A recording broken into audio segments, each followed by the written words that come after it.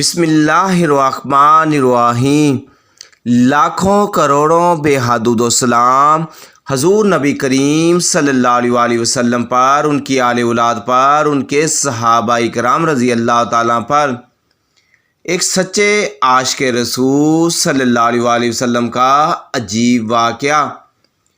ہندوستان کی ریاست کتیانہ چوناگڑھ میں ایک سنگ تراش رہتا تھا جو حضور نبی اکرم صلی اللہ علیہ وسلم کا دیوانہ تھا۔ درود شریف سے اسے محبت تھی۔ کام کے دوران بیوی درود شریف پڑھتا رہتا تھا۔ درود شریف کی مشہور کتاب دلائل خیرات اسے زبانی یاد تھی۔ اس کا ایک معمول تھا، جب بھی کوئی پتھر تراشتا تو اس کا ایک باب پڑھتا۔ ایک دفعہ حج کے موسم میں قافلہ مکہ مکرمہ کی طرف رواں تھا تو اس کی قسمت کا ستارہ چمک اٹھا۔ ایک رات جب سویا تو دل کی آنکھیں کھل گئیں۔ کیا دیکھتا ہے کہ مدینہ منورہ میں حاضر ہے اور حضور نبی اکرم صلی اللہ علیہ وسلم بھی جلوہ فرما ہے۔ سبز گنبد کے انوار سے فضا منور ہو رہی ہے اور مسجد نبوی صلی اللہ علیہ وسلم کے مینار بھی نور برسا رہے ہیں، مگر ایک مینار کا کنکرا شکستہ تھا۔ اتنے میں حضور نبی اکرم صلی اللہ علیہ وسلم کے لبِ مبارک کو جنبش ہوئی۔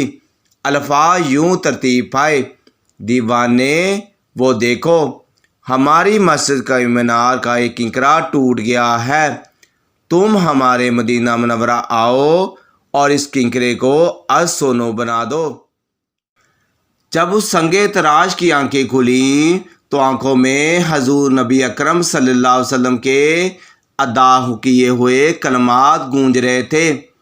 مدینے کا بلاوا آ چکا تھا، مگر سنگ تراش کی آنکھوں میں یہ سوچ کر آنسو آئے کہ میں تو بہت غریب ہوں، میرے پاس مدینہ منورہ جانے کے وسائل کہاں ہیں۔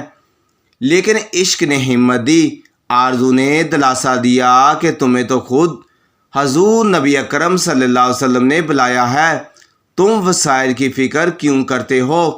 چنانچہ دیوانے نے رقص باندھا، اوزار کا تھیلا کندھے پر چڑھایا اور پور بندر کی بندرگاہ کی طرف چل پڑا۔ ادھر پور بندر کی بندرگاہ پر سفینہ مدینہ تیار کھڑا تھا۔ مسافر پورے ہو چکے تھے، مگر عجیب تماشا تھا کہ کپتان کی کوشش کے باوجود سفینہ چلنے کا نام نہ لیتا تھا۔ اتنے میں جہاز میں سے کسی کی نظر دور سے جھومتے ہوئے آتے ہوئے دیوانے پر پڑی۔ لوگ سمجھے کہ شاید ایک مسافر رہ گیا تھا۔ جہاز گہرے پانی میں کھڑا تھا۔ دیوانے کو لینے کے لیے کشتی آئی۔ دیوانہ اس کشتی کے ذریعے جہاز میں سوار ہو گیا۔ اس کے سوار ہوتے ہی جہاز جھومتا ہوا مدینہ چل پڑا۔ نہ اسے کسی نے ٹکٹ مانگا، نہ اس کے پاس تھا۔ بالآخر دیوانہ مدینہ منورہ پہنچ گیا۔ اب دیوانہ جھومتا ہوا روضہ رسول صلی اللہ علیہ وسلم کی طرف چلا جا رہا تھا۔ کچھ خدام حرم کی نظر دیوانے پر پڑی تو پکار اٹھے، ارے یہ تو وہی ہے جس کا حلیہ ہمیں دکھایا گیا ہے۔ دیوانے نے اشک بار آنکھوں سے سنہری جالیوں پر حاضری دی، پھر باہر آ کر خواب میں جو جگہ دکھائی گئی تھی اس کو دیکھا تو واقعی ایک کنکرا شکستہ تھا۔ اپنی کمر میں رسی بندھوا کر خدام کی مدد سے دیوانہ گھٹنوں کے بل اوپر چڑھا۔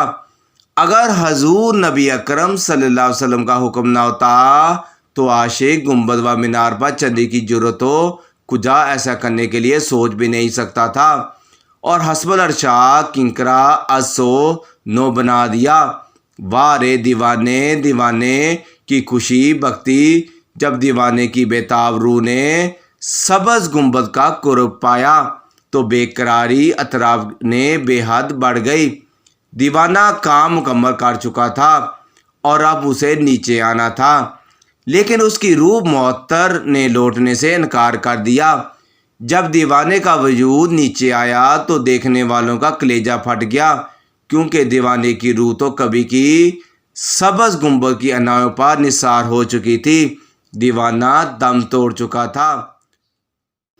مدینے میں جب تیرا جانا ہوا اے دل، مدینے میں جب تیرا جانا ہوا اے دل، تو آنکھوں سے باپ حرم چوم لینا، تو آنکھوں سے باپ حرم چوم لینا، پکڑ کر محمد صلی اللہ علیہ وسلم کے روزے کی جالی، پکڑ کر محمد صلی اللہ علیہ وسلم کے روزے کی جالی، تصور میں ان صلی اللہ علیہ وسلم کے قدم چوم لینا، تصور میں ان صلی اللہ علیہ وسلم کے قدم چوم لینا۔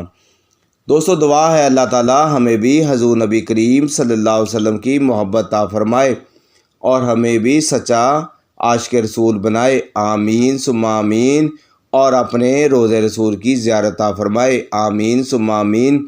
دوستو یہ تھی آج کی ویڈیو۔ اگر یہ ویڈیو آپ کو پسند آئے، اس ویڈیو کا حصہ بننا چاہتے ہیں تو اس ویڈیو کو لازمی آگے شیئر کریں۔ جزاک اللہ۔